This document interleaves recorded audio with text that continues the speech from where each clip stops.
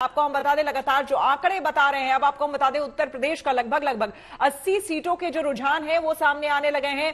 और बड़ी खबर आपको बता दें, लगभग 70 सीटें यहां पर जाती हुई दिख रही हैं, बीजेपी को, एनडीए को यहां पर जाती हुई दिख रही है। तो ये बहुत बड़ी खबर है। आपको हम बता दें कि एक तरफ से क्लीन स्वीप होता हुआ यहां भी दिख रहा है। और जैसा कि आपको पहले भी तमाम ज्योतिषाचार्यों ने भी बताया था, देखिए तो इस बार 400 पार, जी हां, एग्जिट पोल के रुझानों में एनडीए 400 पार, और यही नारा दिया था इस बार।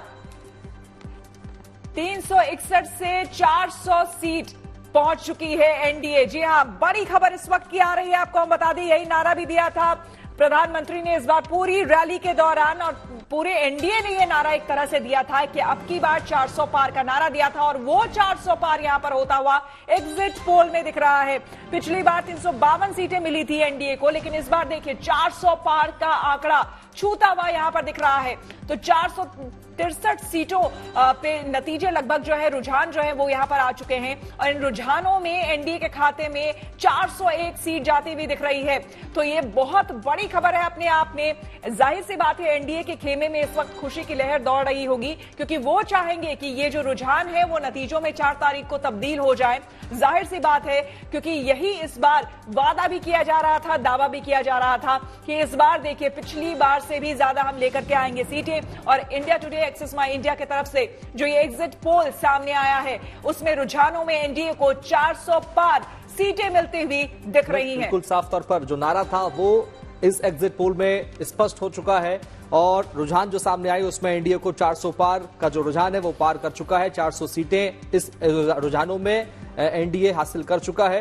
यानी साफ तौर पर हर रैली में, हर सभा में नारा दिया था बीजेपी के नेताओं ने, खुद पीएम मोदी ये दोहराते थे बार बार, अब की बार 400 पार। और एनडीए ने ये इस रुझानों में ये सीटें हासिल कर ली है। 463 सीटों के जो आंकड़े हैं, जो रुझान है वो सामने आ गए, उनमें से 401 तक 543 शुभम जी पूरे 543, बिल्कुल पूरी 543 सीटों में से 543 पर रुझान स्पष्ट हो चुके हैं। हम रुझानों की बात कर रहे हैं। 361 से 401 सीटें एनडीए के खाते में जाती हुई नजर आ रही, यानी कि सिर्फ एक सीट आके और 400 पार का नारा यहां पूरा कर चुकी है एनडीए। और सबसे खास बात ये, उत्तर प्रदेश का जिक्र भी आप कर रही थी, जैसे 80 में से 70 सीटें बीजेपी, एनडीए यानी समाजवादी पार्टी और कांग्रेस का सुपड़ा साफ होता यहां साफ तौर पर दिखता हुआ नजर आ रहा है। लेकिन 400 पार का नारा अपने आप में पूरा होना, अगर ऐसा होता है तो ये बहुत बड़ी खबर है और एनडीए के लिए बहुत बड़ी सफलता है। और ये देखिए, इंडिया गठबंधन को 131 से 166 सीटें तक ही पहुंची है। जबकि आपको बताया कि कम से कम शाम के समय में जब इंडिया गठबंधन की एक बैठक हुई थी, तो खुद मल्लिकार्जुन खड़गे बाहर आके बोले थे, उन्होंने बड़ा दावा किया था कि भाई 295 सीटें हमारी आएंगी, उससे कम तो नहीं, उससे ज्यादा सीटें आएंगी। लेकिन देखिए, मात्र अभी तक जो रुझान आए हैं उसमें 166 तक ही दिखाए जा रहे हैं आंकड़े, और वो 295 का वहां पर दावा कर रहे थे। लेकिन ये बड़ी खबर इस बीच आपको एक बार फिर से बता दें, 400 पार का नारा जो पूरे इलेक्शन के दौरान प्रधानमंत्री की तरफ से, एनडीए की तरफ से, बीजेपी की तरफ से दिया गया था, वो यहां पर होता हुआ दिख रहा है। और ये जो आप देख रहे हैं, ये एक तरफ तस्वीरें आपको हम दिखा रहे हैं प्रधानमंत्री नरेंद्र मोदी की भी, और जिस तरह से ध्यान साधना वो कर रहे थे उसकी तस्वीरें, उसको भी नाटक कहा गया, बहुत तरह की चीजें कही गई। लेकिन अल्टीमेटली अगर इस बात को समझना होगा, इस बात को जानना होगा कि इस बार का चुनाव अगर आप सीधे तौर पर देखें बीजेपी वर्सेस कांग्रेस, या फिर अगर आप सीधे तौर पर देखें एनडीए वर्सेस इंडिया गठबंधन, तो आपको हम बता दें कि प्रधानमंत्री मोदी की गारंटी बोल करके लोगों के बीच में आए। उन्होंने बोला कि जो मैंने गारंटी दी थी वो मैंने पूरी की है, और उसी पर मुझे वोट चाहिए, मैं कोई नई बात नहीं करना चाह रहा हूं। लोगों की शिक्षा की बात की उन्होंने, गरीबी और अमीरी की बात की उन्होंने, कहा कि समाज में सिर्फ 2 वर्ग हैं, गरीब या अमीर है, और अगर आगे बढ़ाना है तो गरीबों को बढ़ाना है। ये उन्होंने नैरेटिव इस बार जो है वो सेट किया था चुनाव में।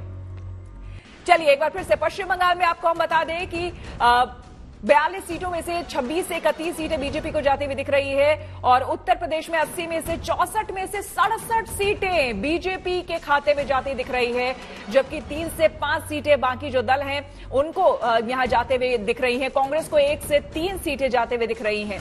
समाजवादी पार्टी प्लस टीएमसी को अगर आप देखें तो 7 से 9 सीटें यहां पर उत्तर प्रदेश में मिलती हुई दिख रही हैं। तो यहां भी अलग अलग इन लोगों ने चुनाव जो है वो लड़ा था। बीएसपी को 1 सीट यहां मात्र। तो बीजेपी को देखिए बहुत बड़ी बढ़त, और कहते हैं वाकई, क्योंकि अगर उत्तर प्रदेश की बात करें तो जितने भी राज्य है उसमें सबसे बड़ा राज्य उत्तर प्रदेश है, क्योंकि सबसे ज्यादा लोकसभा की सीटें जो हैं वो उत्तर प्रदेश में ही हैं, और ऐसे में 64 से 67 सीटें बीजेपी के खाते में जाना जाहिर सी बात है। कहते हैं कि सत्ता की चाबी उसी को मिलती है अगर जो उत्तर प्रदेश के किले को भेद पाता है। बिल्कुल, 64 से 67 बीजेपी और बाकी जो सहयोगी दल हैं उनके पास करीब 3 से 5 सीटें, यानी आंकड़ा 70 के पार जाता हुआ नजर आ रहा है मुझे, और 80 में से 70 सीटें एनडीए और उसके सहयोगी दलों के पास पहुंच गई है, बीजेपी के पास जाती हुई नजर आ रही है। यानी समाजवादी पार्टी और कांग्रेस का यहां सुपड़ा जो है वो साफ होता नजर आ रहा है। समाजवादी पार्टी और टीएमसी के पास में करीब 7 से 9 के आसपास सीटें, और कांग्रेस को हम देख पा रहे हैं 1 से 3 सीटें कांग्रेस के खाते में जाती हुई नजर आ रही है। लेकिन 70 का जो आंकड़ा है वो एनडीए उत्तर प्रदेश में छूता हुआ नजर आ रहा है, 80 में से 70 पर, यानी 90% जो है वो साफ तौर पर 90% से अधिक जो वोटें हैं, सीटें हैं, वो बीजेपी और एनडीए के तमाम दलों के पास जाती हुई नजर आ रही है। लेकिन गोवा की हम बात करें, 2 में से 1 बीजेपी, 1 कांग्रेस, अन्य का खाता यहां नहीं खुल पाया, ऐसे रुझान सामने आ रहे हैं। लेकिन 543 में से 543 सीटों के रुझान सामने आ गए हैं, 401 का आंकड़ा जो है रुझानों में एनडीए। बिल्कुल, और यहाँ पर शुभम देखिए उत्तर प्रदेश की चूंकि हम बात कर रहे थे, अभी ये नया आंकड़ा जो है वो सामने आया है, 64 में से 67 सीटें देखिए बीजेपी को जाती हुई दिख रही है। इसमें जाहिर सी बात है बहुत बड़ा आंकड़ा है, लेकिन अगर यही हम 2019 की बात करें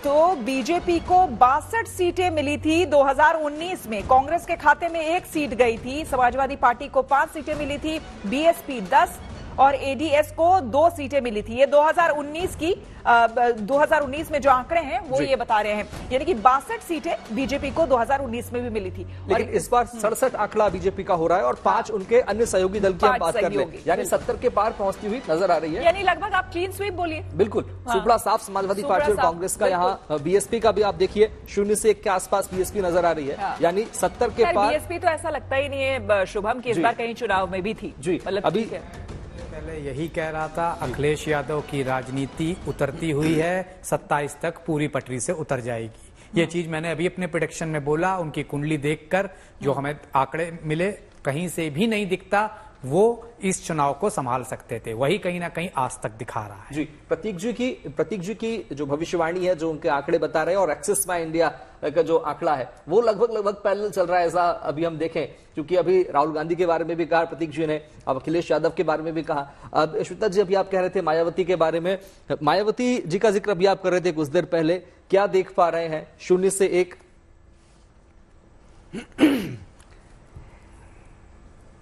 तो मैं तो सिर्फ इतना कहना चाहूंगी कि मेरा हाथी इन लोगों ने जंगल में खुआ दिया था। तो अरे आपको दिक्कत हो रही होगी, आप ये लीजिए, मैं थोड़ी मदद कर देती हूँ आपको, ये लीजिए। कॉन्फ्रेंस से पहले दिया करो ये सब चीजें, पढ़ लीजिए उसको, देख पहले दिया करो ये सब चीजें, नहीं तो तुमको भी उत्तराधिकार से हटाना पड़ेगा। तो भारतीय जनता पार्टी जो कि एक सांप्रदायिक पार्टी है, इसने अपने लाइक माइंडेड दलों को एक साथ लेके ये रुझान प्रस्तुत किए हैं, लेकिन आने वाले 4 जून को इससे स्थिति जो है, पिक्चर इतर होगी, ऐसा मेरा विश्वास है। यानी ये जो सर्वे हुआ है, आप कह रहे हैं कि मतलब आप ये कह रही हैं कि पहले तो आप ईडी पे, सीबीआई पे, इन पे आरोप लगाती थी आप भी कि भाई ये सब केंद्र के हाथ की कठपुतली है। अब आप इस बार मेरे पास कोई ईडी नहीं आई है। आप चुनाव में भी थी, मतलब बस ये मेरा सवाल है। थे, हमारा कार्ड नजर नहीं आई। अब मैं नजर नहीं आई, उम्र की वजह से नहीं आई, लेकिन हमारा काडर जहां भी था दम से लड़ा है।